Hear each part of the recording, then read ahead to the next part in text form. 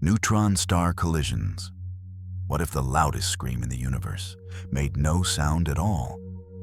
Imagine a star stripped to its skeleton. No light, no warmth, only unimaginable density. A teaspoon of it would outweigh a mountain, crushing 1 billion tons into a volume no bigger than a thimble. This is a neutron star, a ghost of what was once a sun, collapsed so completely that atoms themselves have folded in on each other. But sometimes, across the abyss of space, two of these cosmic corpses meet. They spiral toward one another, locked in an invisible, deadly dance. Closer, faster, until collision. When two neutron stars collide, the universe shudders. The impact is called a kilonova, an explosion 1,000 times brighter than a standard nova, briefly outshining entire galaxies. For a few short seconds, the flash rivals the light of billions of suns combined. But the most extraordinary thing isn't what we see. It's what we feel. In 2017, for the first time, humanity captured the aftershock of such a collision, not through light, but through gravitational waves. Ripples in space-time itself, washing over us from 130 million light-years away. These waves weren't just noise. They were proof that reality can be shaken, bent, and torn. And from the wreckage of these cataclysmic mergers, the universe performs one of its strangest alchemies: gold. Neutron star collisions forge the heaviest elements in existence. Not in the core of stars, not in the death throes of supernovae, but here, in these almost unspeakable cosmic collisions. The gold in your jewelry, the platinum in your devices, the uranium deep within Earth's crust, all born in a fire so fierce that it stitched the very fabric of matter anew. As astrophysicist Carl Sagan once reflected, the nitrogen in our DNA, the calcium in our teeth, the iron in our blood, were made in the interiors of collapsing stars. And when it comes to neutron stars, their collapse doesn't just make elements. It writes the story of matter itself. There's a strange kind of beauty in this cosmic violence. Two dead stars, remnants of ancient supernovae, find each other across time and emptiness, and in their destruction, they create the building blocks for life. Their dance is slow, thousands of years to complete a single orbit. But as they spiral inward, their death song grows louder. Gravitational waves stretching, pulling, cracking space-time as they close in. And when they touch, the collision reshapes the galaxy. Sometimes, a new neutron star is born. Sometimes, a black hole forms instantly, swallowing the wreckage in perfect silence. And the echoes? They travel forever. Imagine standing close enough to feel it. A vibration in the very atoms of your bones. A silence louder than any sound. A brightness that would blind the soul. We humans, small and fragile, are left to wonder, to glimpse these events through instruments and imagination, trying to comprehend a violence so complete that it creates hope. Neutron star collisions remind us that in the darkest, most crushing moments, something new can be born.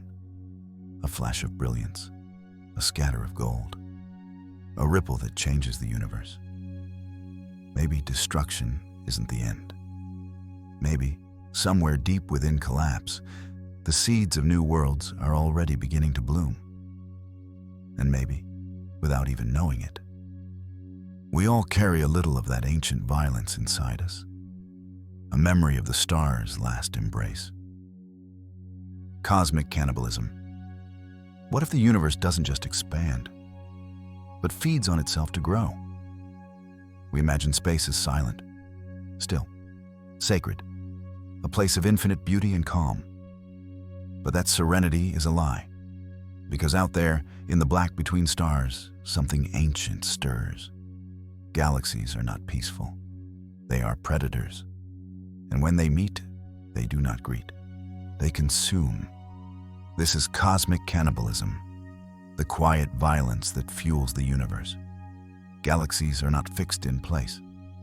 They drift, collide, merge, and tear each other apart. The bigger swallows the smaller. The spiral devours the dwarf.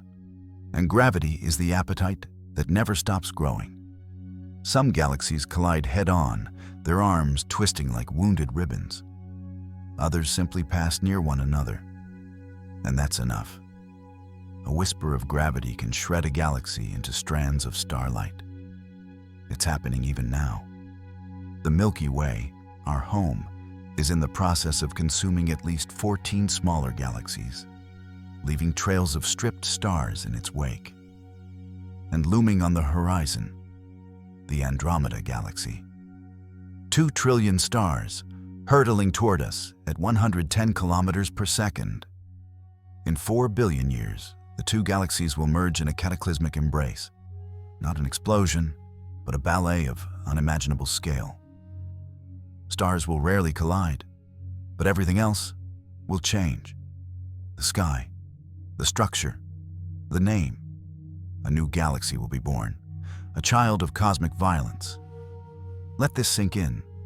Galaxies, each containing hundreds of billions of stars, are torn apart like leaves in the wind. Tidal forces stretch them, break them, digest them. And it's not rare. Up to 25% of all galaxies show signs of past mergers. This is not the exception. It's the blueprint. And yet, despite this horror, life survives. Stars are born in the chaos. New worlds emerge from the wreckage. Destruction is also a kind of creation. Cosmic cannibalism reveals the hunger at the heart of existence. To grow is to absorb. To change is to destroy what came before. And what's more haunting, you are a product of it. Some of the atoms in your body were forged in stars that belong to galaxies that no longer exist. You are not just stardust. You are borrowed light, recycled matter from cosmic ruins. And in the end, isn't that what we all are? Stories built from the fragments of others. As Friedrich Nietzsche once said, "You must be willing to burn yourself in your own flame. How could you rise anew if you have not first become ashes?" In the cosmos, this is not poetry. It's reality. Galaxies don't fear death. We think of cannibalism as grotesque. But in space, it's a form of inheritance, a kind of communion. Galaxies do not die screaming. They die becoming. And their children are more massive, more complex, more alive than ever before. Even Andromeda's collision with the Milky Way, something that sounds apocalyptic, will likely give rise to new stars, new worlds, new opportunities for life. So maybe the universe isn't a battleground. Maybe it's a process of merging, rewriting, becoming. We are not here because the cosmos is gentle. We are here because it is relentless. So the next time you look at the night sky, know that those twinkling lights are not part of a quiet painting, but a vast and ongoing devouring. A place where beauty and violence are the same. And maybe that's the truth we keep forgetting. That sometimes the only way forward is to consume what we were and become something new. Fast radio bursts. What if the universe is speaking? But we're hearing only fragments, shouts from the dark, lasting less than a blink? We used to believe the cosmos was quiet, that among the stars there was silence. A cold, infinite vacuum stretching in all directions. Beautiful, yes, but lifeless. Then, in 2007, that silence broke. A researcher listening through archival data from a radio telescope stumbled across something impossible. A signal. One burst, less than a second long. but containing more power than 500 million suns. No warning, no echo, no explanation, just a flash. And then, nothing. It became known as a fast radio burst. And it wouldn't be the last.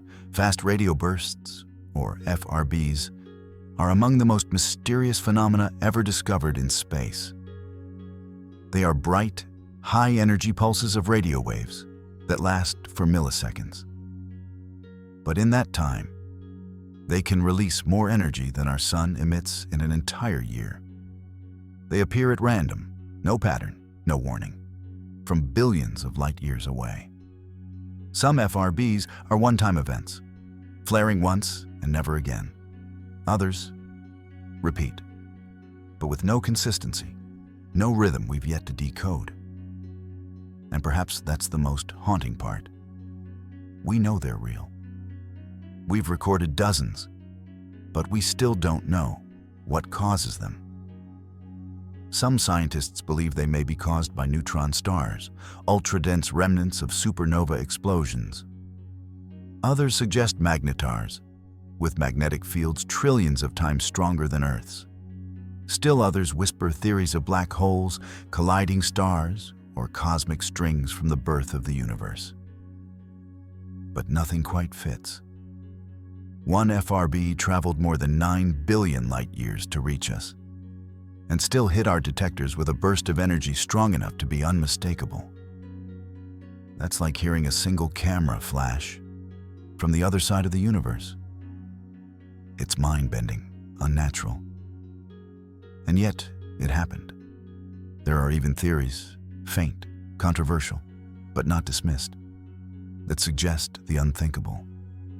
That some FRBs might be artificial, constructed, the work of alien intelligence using enormous energy to send interstellar signals, to communicate, to travel, to warn.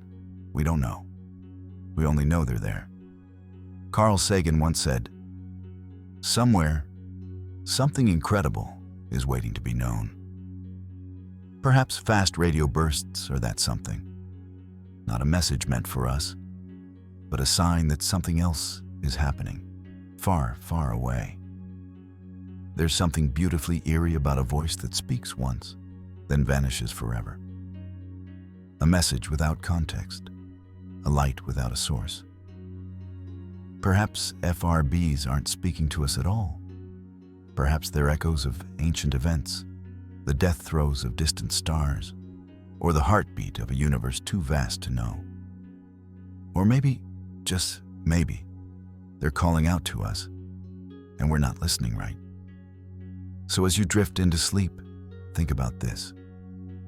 Right now, somewhere in the black between galaxies, a burst of energy is moving. Faster than comprehension, quieter than breath. It won't reach us. Black hole evaporation. What if the most powerful force in the universe can simply fade away? For decades, black holes were the monsters of space, cosmic sinkholes from which nothing, not even light, could escape. They devour stars, bend time, stretch reality until it tears, and yet they might not last forever. This is the haunting paradox of black hole evaporation, a theory that says the universe's greatest destroyers are slowly dying, not with a bang, but with a whisper. In 1974, Stephen Hawking changed everything. Using quantum physics, he proposed that black holes aren't completely black. They emit something, very, very slowly, a faint glow called Hawking radiation. According to the theory, black holes lose energy by releasing this radiation, photon by photon, trickle by trickle, until they vanish. Over trillions upon trillions of years, they evaporate, and one day, they'll be gone. This doesn't happen quickly. A stellar mass black hole might take 10 to the 64th years to evaporate. That's a number so big it doesn't even feel real. To put it in perspective, the current age of the universe is just 13.8 billion years, not even close to one heartbeat in a black hole time. But eventually, time wins, even against gravity. Here's where it gets weird. If black holes can evaporate, what happens to everything they swallowed? The laws of quantum mechanics say information can never be destroyed. But black holes seem to destroy it anyway. Stars, planets, people, histories, swallowed and erased. If Hawking radiation carries no information, then black holes break the rules of physics. This is called the black hole information paradox. And it's one of the most profound, unsolved problems in science. Because if information really can vanish, then the universe itself becomes forgetful. And memory, at the cosmic level, ceases to exist. Stephen Hawking once said, "If you feel you are in a black hole, don't give up. There's a way out." But what if that way out is oblivion? There's something quietly terrifying about the idea, not of being pulled into a black hole, but of being erased so slowly you never even notice. A black hole doesn't rage, it doesn't scream, it just fades. And when it vanishes, not even a shadow remains. Not a ripple, not a scar. Just a blank space in the void, where gravity once broke the rules. Some physicists believe the final moment of a black hole's life, its last heartbeat, might release a burst of energy, a cosmic sigh, a death cry from an object that spent eons in silence. Or maybe it doesn't. Maybe it just disappears. Not with fire, not with drama, but like a forgotten dream at the edge of morning. Too quiet to notice, too strange to hold on to. And that's the final twist. The greatest forces in the cosmos don't end with chaos. They end with amnesia. And one day, even the black holes will be gone. Not because they were defeated, but because the universe simply moved on and forgot they were ever there. The great silence. What if the universe is speaking to us by saying nothing at all? We look up at the stars, we send signals, we listen, and we wait. Because with billions of galaxies, trillions of planets, and endless time, it feels impossible that we're alone. But the sky stays quiet. No messages, no voices, no signs. This is the great silence, also known as the Fermi paradox, the haunting contradiction between the high probability of alien life and the overwhelming lack of evidence for it. A question that lingers in every telescope. Where is everybody? The math says we shouldn't be alone. There are over 100 billion stars in our galaxy alone, most with planets. Some like Earth, some older. Which means civilizations could have formed long before us. They've had time to explore, to colonize, to communicate. And yet, nothing. This silence is louder than it seems, because we've been listening for decades, with giant radio telescopes, interstellar probes, mathematical models. Still, no signal has ever said, "We are not alone." There are many explanations, none of them comforting. Maybe intelligent life is rare. Maybe it always destroys itself. Maybe civilizations become so advanced, they lose interest. Or worse, maybe they're hiding, on purpose. Some scientists suggest we're in a kind of cosmic quarantine, watched by older, wiser civilizations who wait for us to mature. Others believe we're too primitive to even understand the messages being sent. And some go further. They suggest that intelligent life isn't just rare, it's cursed. That every civilization reaches a point of technology, of violence, of power, and then collapses. Before it can say hello, before it can scream. Physicist Enrico Fermi once asked, "Where is everybody?" But maybe the better question is, why did we ever think they'd answer? The silence doesn't prove we're alone. It proves we don't understand the rules. Maybe we're not listening the right way.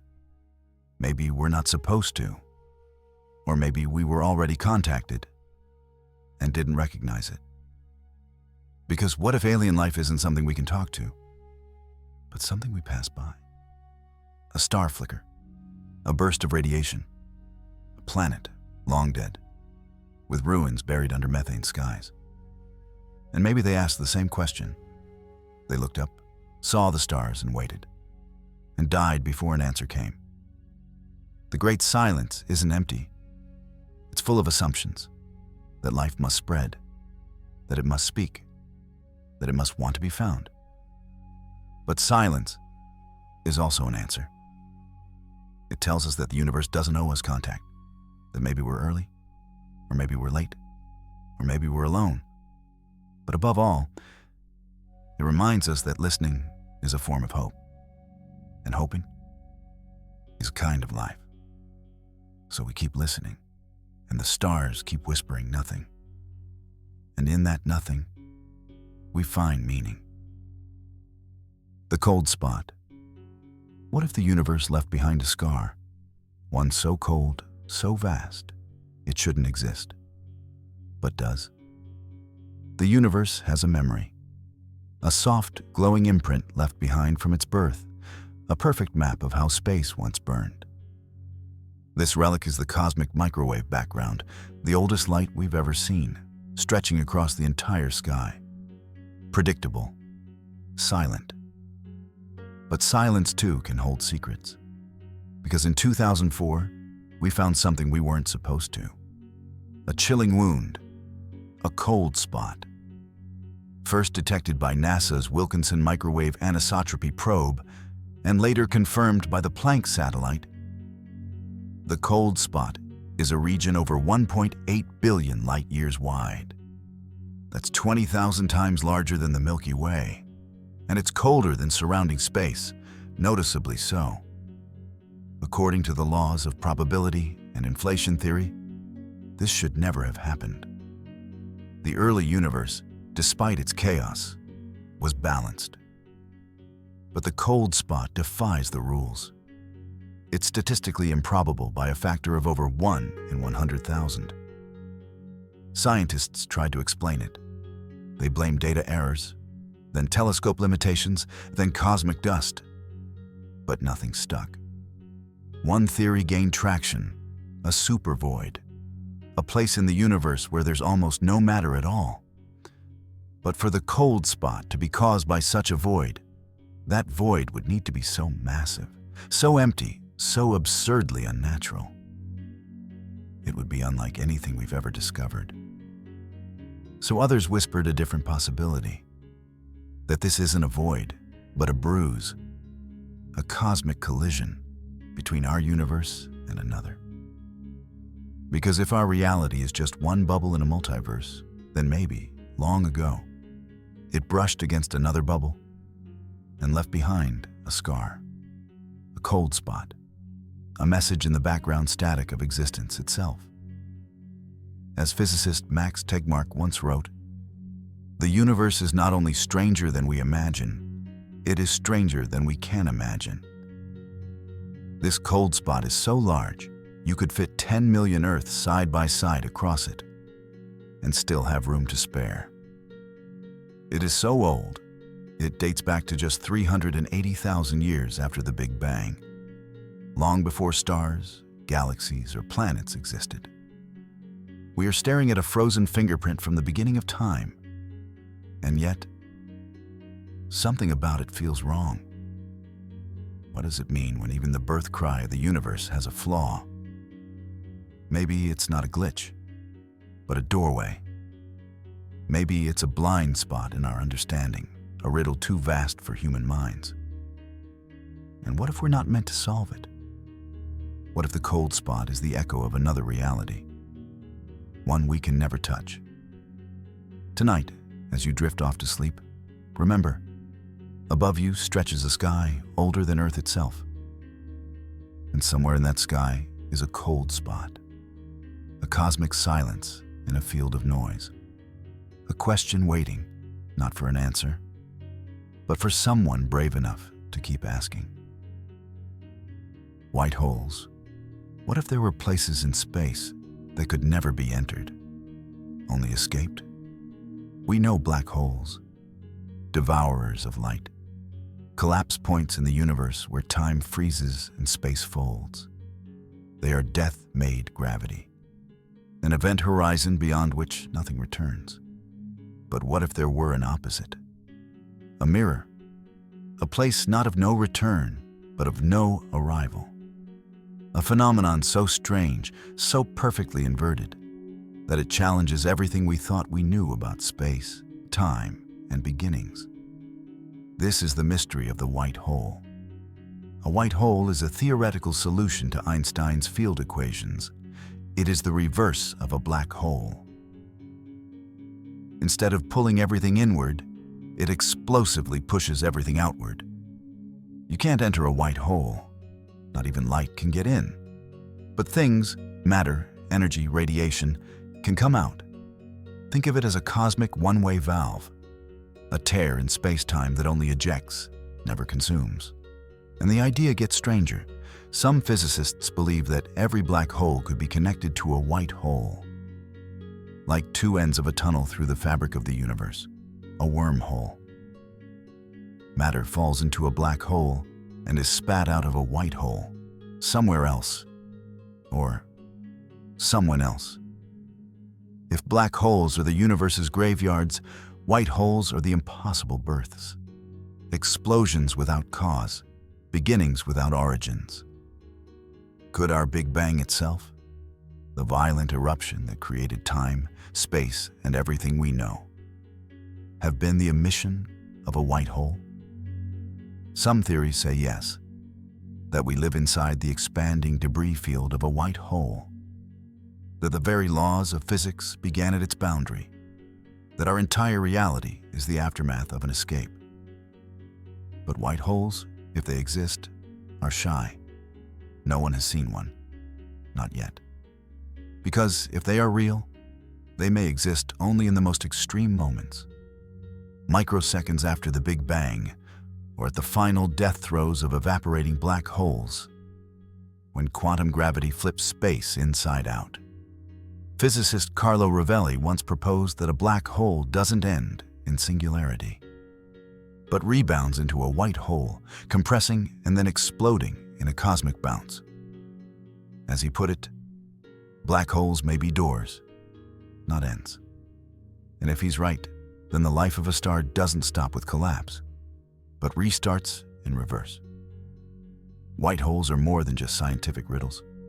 They are symbols of inversion, of escape from the inescapable, of entropy reversed.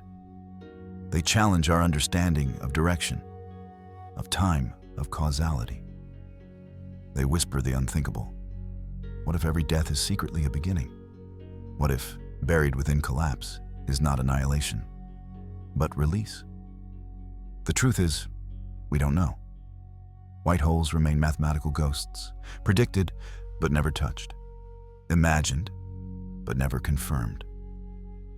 And maybe that's what makes them so haunting, because they hint at a cosmos that is not just balanced, but symmetrical in ways we can't yet grasp. A place where for every darkness, there is an equal and opposite light. Perhaps white holes are not objects at all, but questions, waiting to be answered at the edge of existence. Windows into worlds we'll never see, doors that open outward into silence. Because maybe not everything is meant to collapse. Maybe some things are meant to break free. The wow signal. What if we caught a message from the stars and missed it forever? For as long as we've looked up, we've wondered if someone might be looking back. We searched the skies for patterns, for whispers among the static. And once, only once, the universe whispered back. In 1977, a signal arrived from the void. Brief, loud, unexplainable. It came without warning, and it has never returned. This is the story of the wow signal, the closest we've ever come to hearing an alien hello. The signal was detected by the Big Ear radio telescope in Ohio, a narrowband radio transmission lasting just 72 seconds. It was so precise, so sharply tuned, that it immediately stood out from the usual cosmic background noise. Astronomer Jerry Eman, reviewing the data, was so stunned that he circled the strange spike in red pen and wrote one simple word beside it: "Wow." No known natural phenomenon could explain it. Not pulsars, not quasars, not anything Earth-based. It seemed to come from deep space, specifically from the direction of the Sagittarius constellation near the Chi Sagittarii star group. But when astronomers pointed their telescopes back to that region, there was nothing. No repeat, no trace. Imagine a flashlight blinking once across billions of light years and then vanishing forever. In terms of cosmic coincidences, capturing something like the wow signal is akin to hearing a single drop of rain in a desert and never finding the cloud that made it. We have scanned that patch of sky hundreds of times since, thousands of hours. And yet, silence. Was it a deliberate message? A technological glitch? A fragment of a lost civilization? Or something stranger still? A voice across time, reaching out to a future that would never answer. Carl Sagan, whose work inspired much of modern SETI research, once said, "The universe is a pretty big place. If it's just us, it seems like an awful waste of space." And the wow signal stands as a terrifying possibility, that it's not empty out there, just quiet, or worse, lonely. The wow signal lingers because it suggests a story with no second chapter. A door knocked on once, never opened. A question asked, never answered. And maybe that's what makes it so haunting. Because if someone or something was trying to reach us, they did everything right. They sent a strong, narrow, clear signal. And we weren't listening closely enough. It's a reminder that the universe doesn't wait for us, that opportunities for connection, cosmic or otherwise, are fleeting. One missed call, one unanswered message, one lost moment that never repeats. Maybe the wow signal wasn't proof we're alone or proof we're not.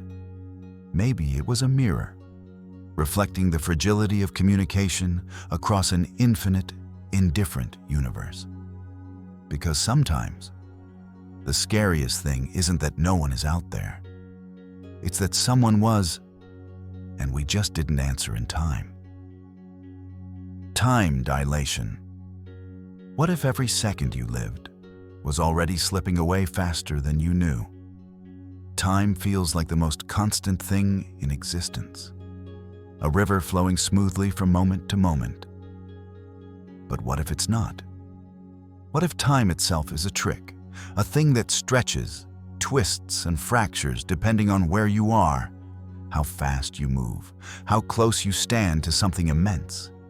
This is time dilation, the phenomenon that reveals time is not absolute, and that two people living side by side might be aging at completely different speeds.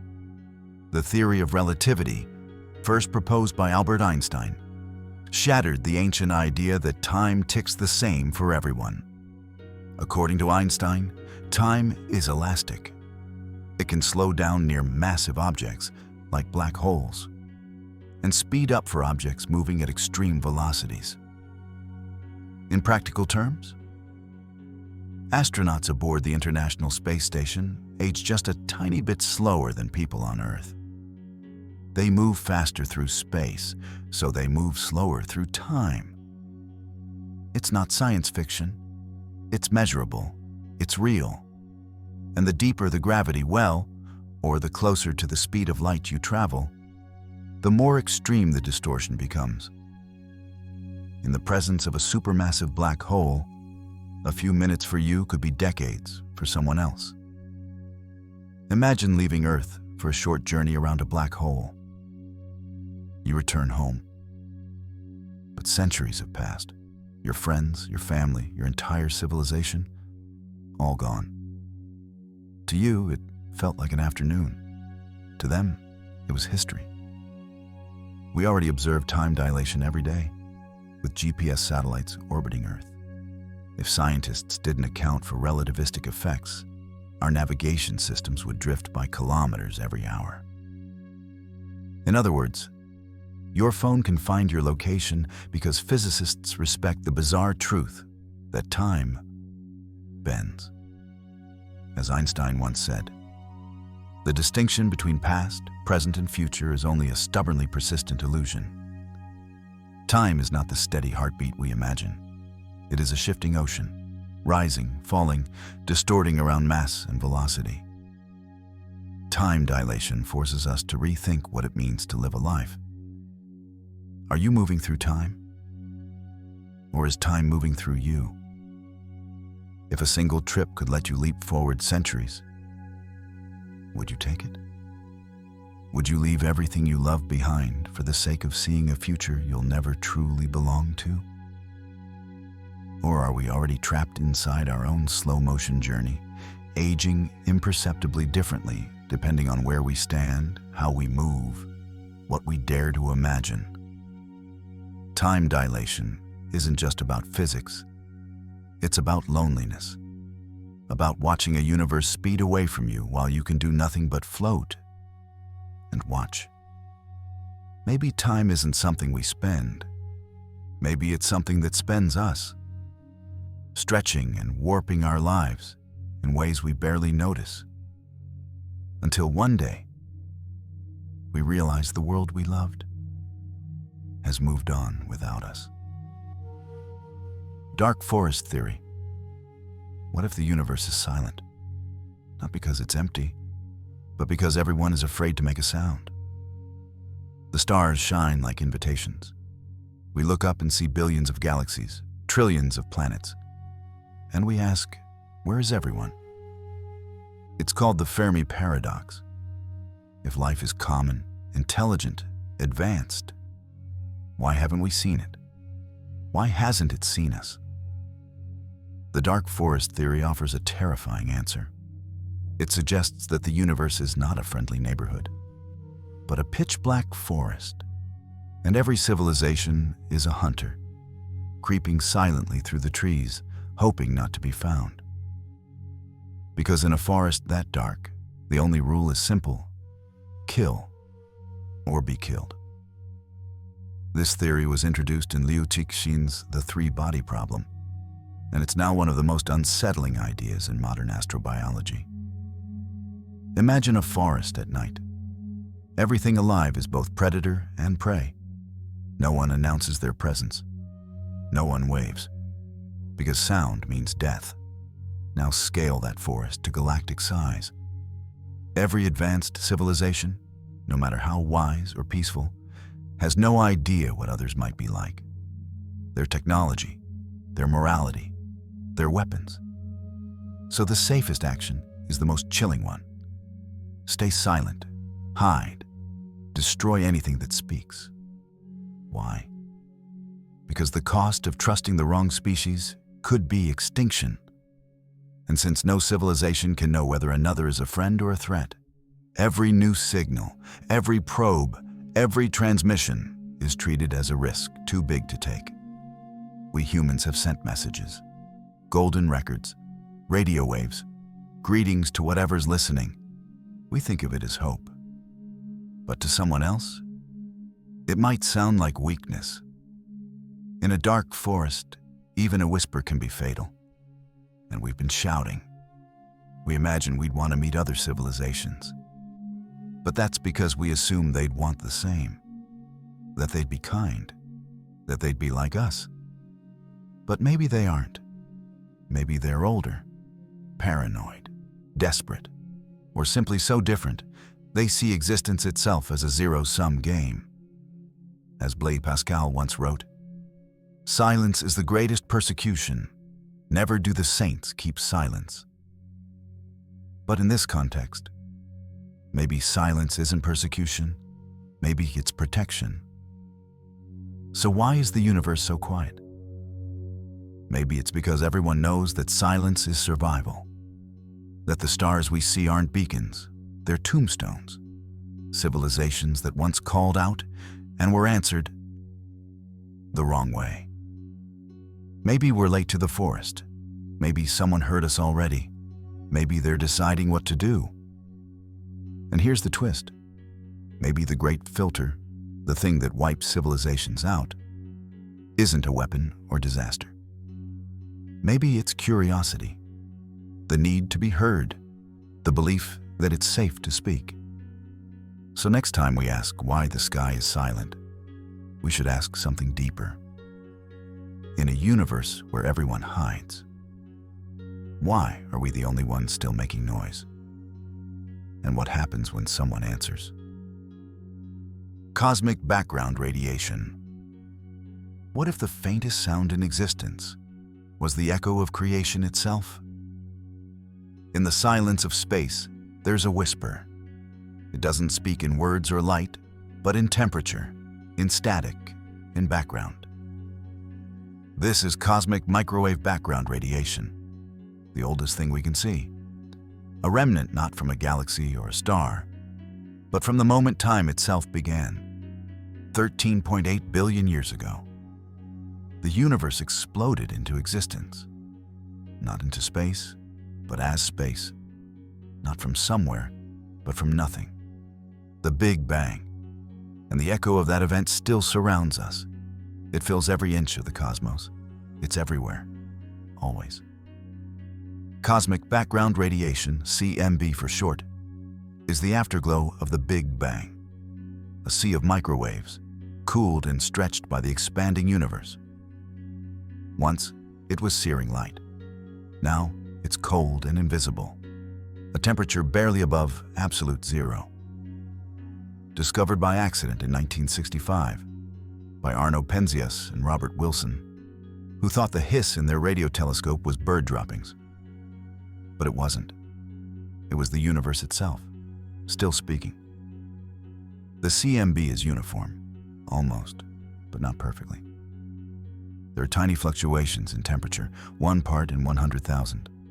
And those tiny wrinkles, those infant shivers in the cosmos, became galaxies, stars, United States. Without them, there would be no structure, no form, no life. The light we see from distant stars is ancient, millions of years old. But the CMB, it's older than stars, older than atoms. It's the oldest image we have. If you tune a television to static, a small percentage of that noise is CMB. That means when you stare into the fuzz, you're watching the birth cry of the universe. Not metaphorically, literally. A snapshot of the cosmos when it was just 380,000 years old. An infant universe, still glowing from birth. As Arthur Eddington once said, not only is the universe stranger than we imagine, it is stranger than we can imagine. And what could be stranger than a universe whose silence still echoes? Cosmic background radiation isn't just data, it's memory. Cosmic memory of everything. Before planets, before stars, before darkness had time to fall. It's the moment when light was finally free to move. And somehow, that light is still here. So when we measure it, when we trace its faint patterns across the sky, we're not just looking back in time. We're touching the edge of time itself. And what we find is not chaos, but order. Not silence, but a story, written in the cold glow of a newborn universe that didn't ask to be understood, but left clues anyway. So next time you feel alone, remember, you're bathed in the light of the beginning. It's not gone. It never left. It's around you, inside you. A silent glow that says, you were there, and the universe remembers. Quasars. What if the brightest lights in the universe were warnings from the past? When we look up at the night sky, we see tiny lights scattered across a black canvas. We imagine stars, pinpoints of warmth in the cold.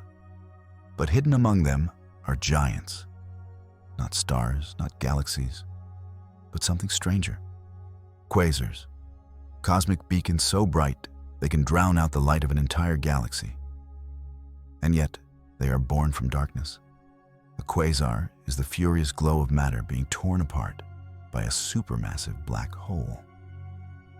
At the center of some young galaxies, millions or billions of solar masses collapse into a singularity. Surrounding them, an accretion disk, a spiral of gas, dust, and shattered stars. As matter falls inward, it spins faster and faster, heating to unimaginable temperatures, glowing with X-rays, gamma rays, and jets of radiation so focused they can pierce the void for billions of years. Quasars are the most luminous, persistent sources of energy in the universe. They are not explosions. They are engines, powered by gravity, fed by destruction. Some quasars emit more energy every second than 100 Milky Way galaxies combined. To grasp their scale, imagine a flashlight so powerful you could shine it across the entire visible universe and still be seen. If a quasar replaced our sun, Earth would be vaporized in less than a heartbeat.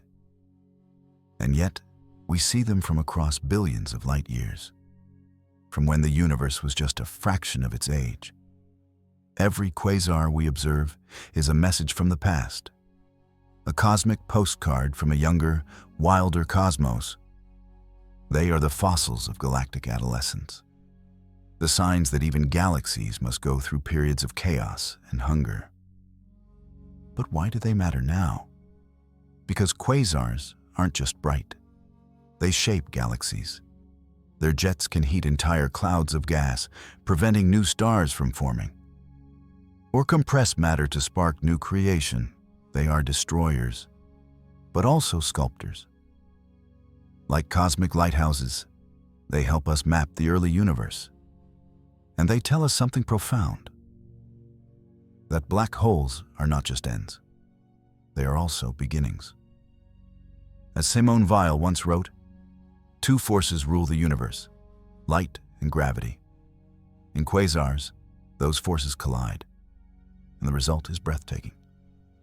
What can we learn from a light that outshines galaxies, but is born from collapse? That brilliance and destruction are not opposites. That the universe recycles even its most violent moments into new forms of wonder. Perhaps this is a truth that applies not just to stars, but to us. We rise, we fall, we change. And from the darkest moments in our lives, somehow, light emerges. Not the light of stars, but something deeper, the light of transformation. Tonight, somewhere across the void, a quasar still burns, its photons traveling toward us across oceans of time. We may never touch it, never understand it fully, but its light reaches us anyway. Maybe that's what hope is. A distant brightness, born in destruction, still making its way to us, long after its source is gone. Empty galaxies. What if whole galaxies existed, where almost nothing lives?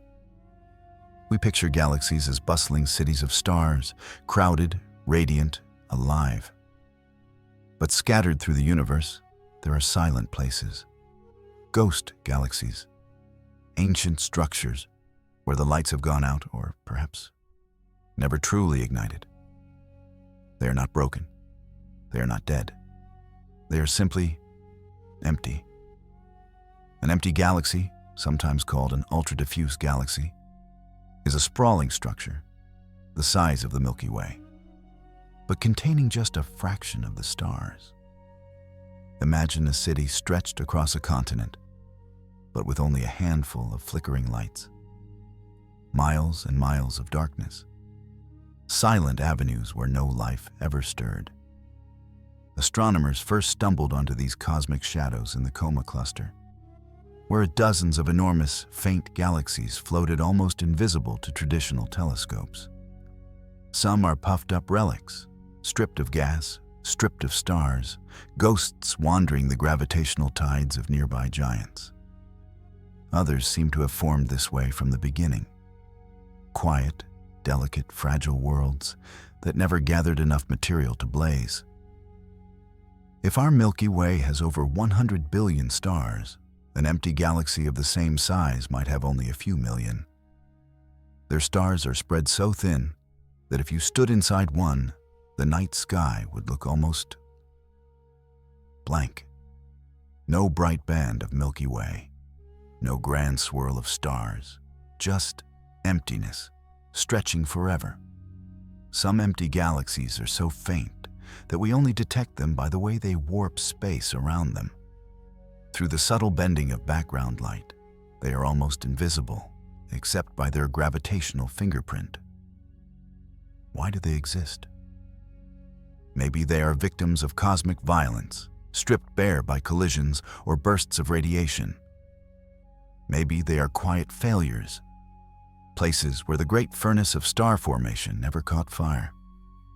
Or maybe, in a universe this vast, emptiness is simply inevitable, a natural silence between songs. As the poet Rainer Maria Rilke once wrote, "The universe is not only stranger than we imagine, it is stranger than we can imagine." Empty galaxies are one of those strangenesses, a reminder that not all beauty is loud. Some of it is subtle, soft, nearly invisible. Perhaps we expect too much of the cosmos. We want brilliance, spectacle, noise. But space, like life, is not always full. It has gaps, pauses, silent places, and in those silences, there's a different kind of wonder. Not of what is there, but of what is not. Imagine drifting through a galaxy where the stars are so rare, you could travel for centuries without seeing one. A galaxy of solitude, where darkness reigns not as an enemy, but as the only companion. Maybe these places are not failures, but expressions of a quieter kind of existence. A universe that does not rush to fill every space.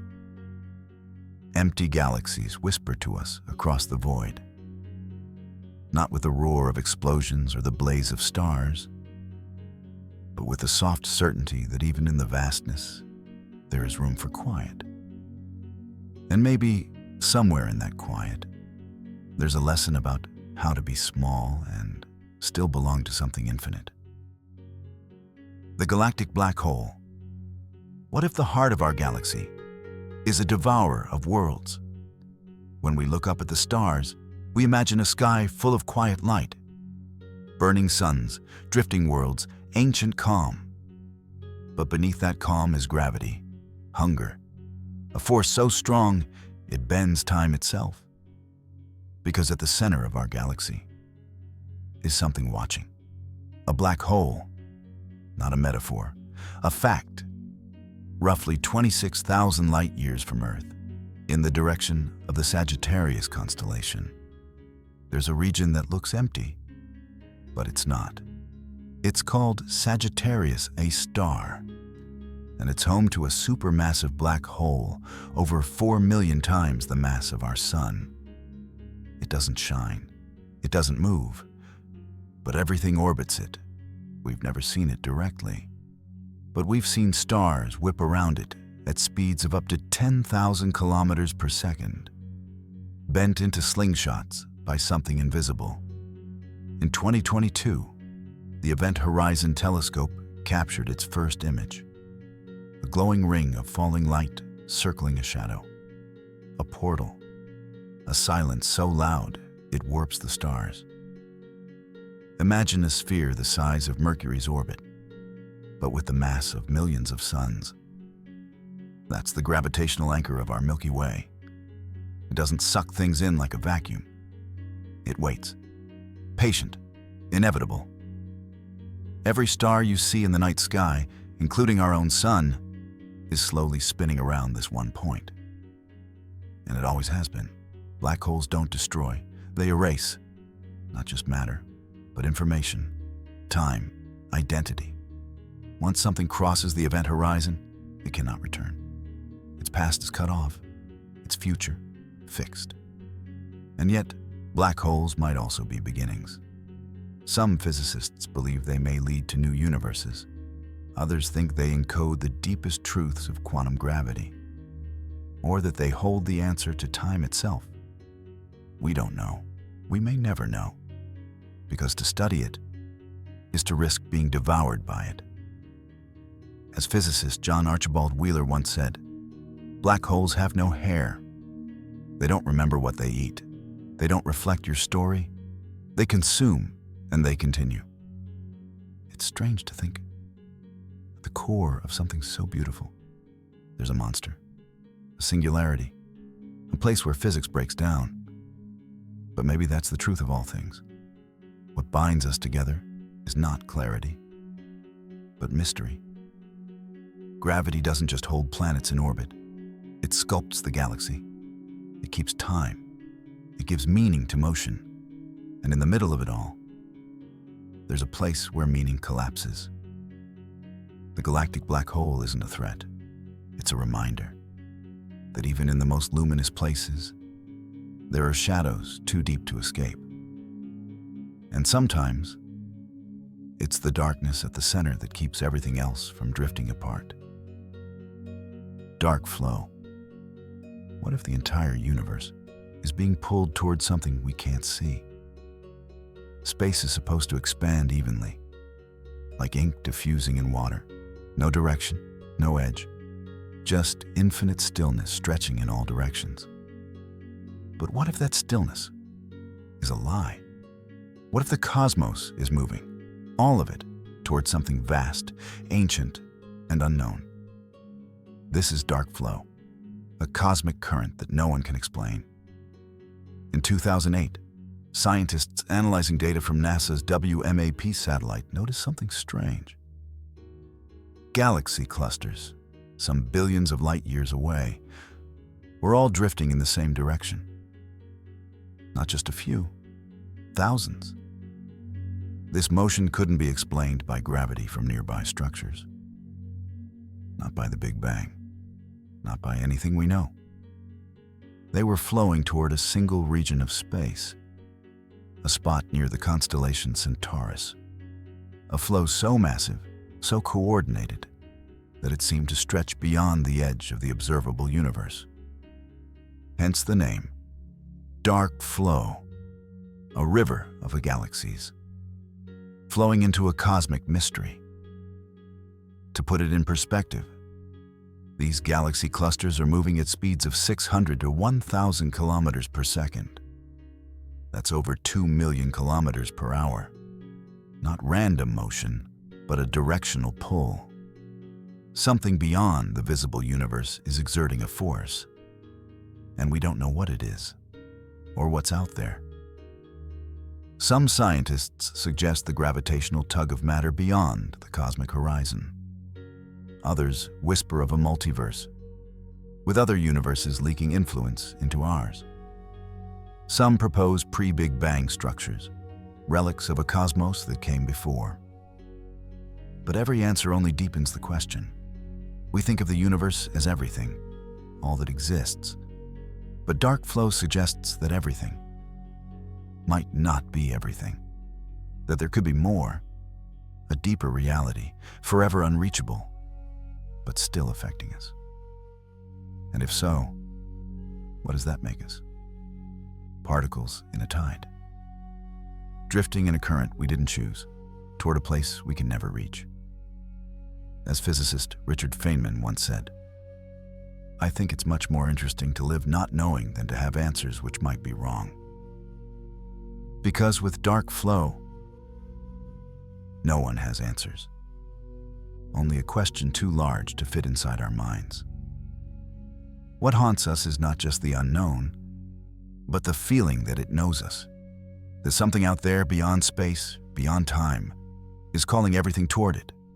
Galaxies, stars, light, even us. And we'll never know what it is, or why it pulls, only that it does. Dark flow is not just a mystery. It's a direction, a silent arrow stitched into the fabric of space.